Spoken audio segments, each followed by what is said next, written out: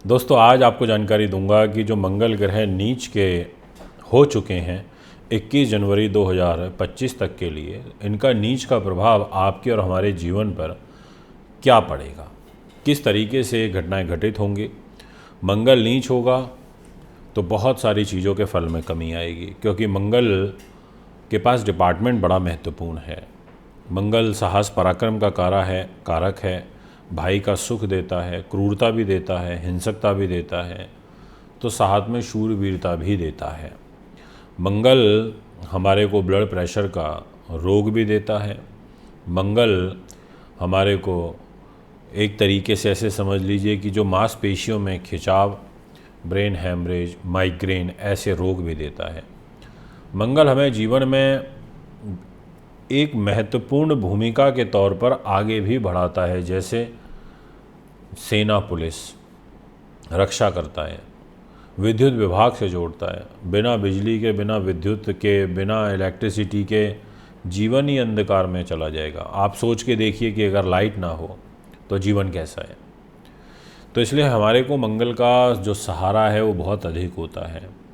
मंगल एक ऐसा ग्रह है, अगर आपके कुंडली में बलवान है तो निश्चित तौर पर आपको बहुत ऊंचाइयों पर लेकर के जाता है, और अगर ये मंगल आपका वीक है तो आपको फल में कमी देखने को मिलती है। अब मंगल आपको बहुत अच्छा डेंटिस्ट भी बनाता है, मंगल आपको बहुत अच्छा सर्जन भी बनाता है। तो मंगल के पास जो डिपार्टमेंट हैं वो ऐसे हैं, कुंडली के अनुसार डिपार्टमेंट अलग हैं, बट यहाँ पर जो फलादेश है उसके हिसाब से जो डिपार्टमेंट हैं वो बहुत इम्पॉर्टेंट होते हैं। और जब जब मंगल गोचर में नीच होगा तब तब कष्ट, परेशानी, कलह, कलेश सब चीज़ों को लेकर के आता है, क्योंकि उसका कुछ व्यवहार इस तरीके का है। तो दोस्तों क्या होगा, घटनाएं किस तरीके से घटित होंगी, भविष्य में ग्रहों का गोचर कैसा रहेगा, ये जानकारी पूर्ण रूप से आज की इस वीडियो के माध्यम से आपको दूंगा, इसलिए वीडियो को पूरा और अंत तक सुनिएगा। अब मंगल के पास आपके सामने एक डिस्प्ले में कुंडली है इस टाइम, और उस कुंडली में आप ये देख सकते हैं कि जहाँ पर लिखा हुआ है 1 नंबर, यानी कि ये जो 1 नंबर लिखा है इधर, ये मंगल का घर है, क्योंकि मेष राशि है, ये मंगल की होती है। और एक जहाँ लिखा है 8 नंबर, ये भी वृश्चिक राशि है, मंगल की है, और इसको 12th हाउस बोलते हैं, जो कि व्यय स्थान होता है, खर्च का घर होता है।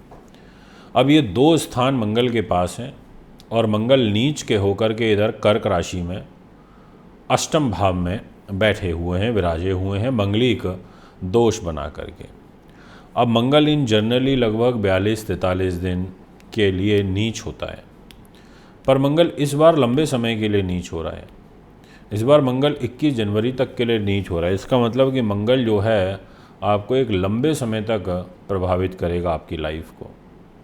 मंगल एक लंबे समय तक आपको अपने फल में कमी करेगा, और उन 2 स्थानों के फल में कमी करेगा जिनका वो प्रतिनिधित्व करता है। अब क्या क्या होगा, ध्यान से सुनिए। अगर आप सर्जन हैं तो ये वीडियो आपके लिए है, आप डेंटिस्ट हैं तो आपके लिए, आप फोर्सेस की नौकरी में हैं आपके लिए है। अब मंगल एक तो आपकी एजुकेशन को बाधित करेगा, मंगल आपकी कार्य करने की क्षमता को बाधित करेगा, आपकी एग्जीक्यूशन पावर को वीक करेगा, गर्भवती महिलाओं को कुछ कष्ट देने की कोशिश करेगा, और क्रोध, शॉर्ट टेम्पर आपको बनाने की कोशिश करेगा। आप बहुत जल्दी उत्तेजित हो जाओगे, जल्दी गुस्सा करने लग जाओगे, सामने वाले व्यक्ति की कम सुनोगे और अपनी ज़्यादा चलाओगे। ऐसे जो ग्रह गोचर हैं वो यहाँ पर जन्म पत्रिका के अंदर बनेंगे, ऐसा आपकी कुंडली कहती है, क्योंकि ये 5म भाव का स्वामी मंगल ग्रह अष्टम भाव में नीच का होकर के विराजमान हो जाएगा, और साथ में व्यय स्थान जो खर्च का घर होता है उसका भी स्वामी है। तो यानी कि द्वादशेष भाव का स्वामी होकर अष्टम भाव में मंगलिक दोष है। अब यहाँ पर खर्चे भी बढ़ेंगे, कोई दंड आपके ऊपर लग सकता है, आप एक तरीके से गलत आदतों में पड़ सकते हो, गलत संगति में जाने के कारण आप अपनी राह से भटक सकते हो। ऐसा जो ग्रह योग है वो यहाँ पर बनेगा। अगर आप बहुत जल्दी पैसा खर्च कर देते हो, तो आपको अब थोड़ा सा हल्का हाथ रखना पड़ेगा, यानी कि आपको सोच समझ के विचार करके पैसा खर्च करना पड़ेगा। इसके अलावा मंगल ग्रह आपके 3 और महत्वपूर्ण स्थानों पर प्रभाव डालेंगे। एक तो रहेगा आपका लाभ का घर, क्योंकि लाभ स्थान पर मंगल की चौथी दृष्टि जा रही है इधर, और इधर ऑलरेडी सूर्य नीच के हैं 16 नवंबर तक, तो आपको 16 नवंबर तक तो काफ़ी विशेष ध्यान रखना होगा।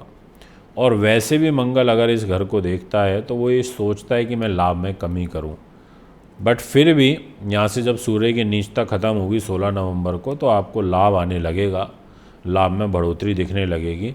पर मंगल ग्रह के द्वारा आपको यहाँ पर संभल के चलना पड़ेगा, घर के बड़े बुज़ुर्गों के स्वास्थ्य का ध्यान रखना पड़ेगा, अन्यथा आपको यहाँ पर ऐसा भी महसूस हो सकता है कि दिक्कत बढ़ रही है। और धनु राशि वालों, यदि आपको पाइल्स की प्रॉब्लम चल रही है तो ये समय आपके लिए अच्छा नहीं है। आपका पेट खराब होगा, आपको मोशन ठीक से नहीं आएगा, आपको पाइल्स बढ़ सकती है या आ सकती है, ऐसे योग यहाँ पर प्रबल रूप में मुझे दिखाई पड़ रहे हैं। इसके अलावा मंगल ग्रह की यहाँ से जो सप्तम दृष्टि है वो मकर राशि पर रहेगी, उच्च राशि पर रहेगी। खुद नीच का है, पर जहाँ देख रहा है वो उसका उच्च का घर है। तो यहाँ पर आपको अथक प्रयास, अथक मेहनत, विषम परिस्थितियाँ फेस करने के बाद धन आवक के योग बनेंगे, पैसा प्राप्ति का योग बनेगा, ऐसा आपकी राशि कहती है, ऐसा आपका जो ग्रहों का गोचर है वो दिखाई पड़ता है। इसके अलावा मंगल ग्रह यहाँ अष्टम भाव में बैठे हैं मंगलिक दोष बना के, और अष्टम दृष्टि से वो देखेंगे इधर आपके शनि को, 21 जनवरी तक देखेंगे, यानी कि मंगल का और शनि का आपस में एक षडाष्टक दोष भी बन गया। मंगल छोटे भाई बहनों के मित्रों के घर को भी देखेंगे। अब यहाँ देखेंगे तो मंगल बिगाड़ने की कोशिश करेंगे, पर शनि मैनेज करने की कोशिश करेंगे। अब एवरेज में मिला जुला सा फल मिलेगा, यानी कि ना बहुत अच्छा ना बहुत बुरा, ऐसा आपकी कुंडली कहती है, आपके ग्रह कहते हैं, इसलिए आपको यहाँ ध्यान रखना पड़ेगा।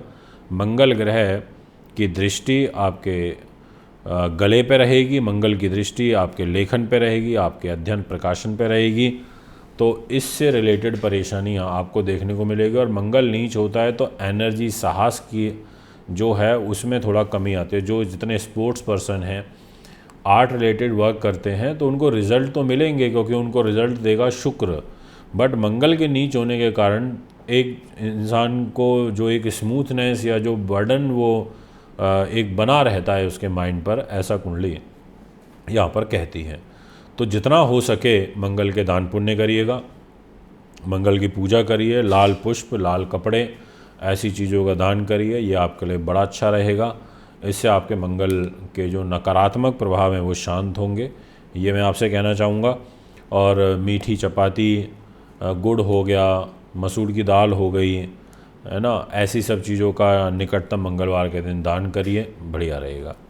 फिर आपसे एक बार आगामी कार्यक्रम में उपस्थित होऊंगा, अभी इजाज़त चाहता हूँ। नमस्कार, धन्यवाद।